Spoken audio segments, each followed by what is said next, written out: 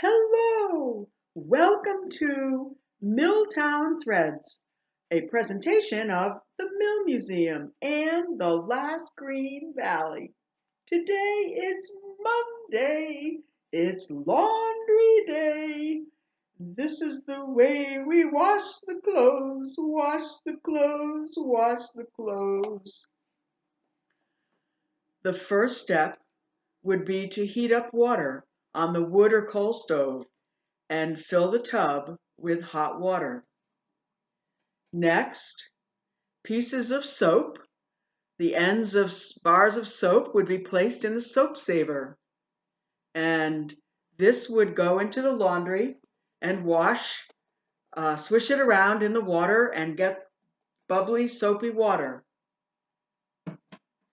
The next thing is to take a scrub board and dip your clothes in the water and scrub on the scrub board until they're nice and clean. And then rinse. Once the clothes are rinsed, they go through a wringer which squishes out the excess water. Then we hang them on the clothesline to dry.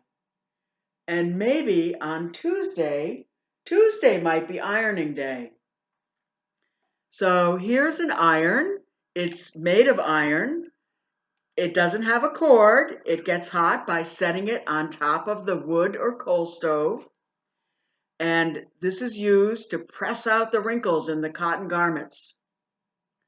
While this one is ironing, there's another one heating on the stove.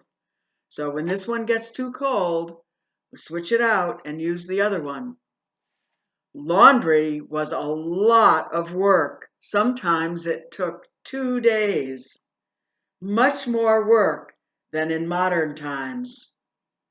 See you later.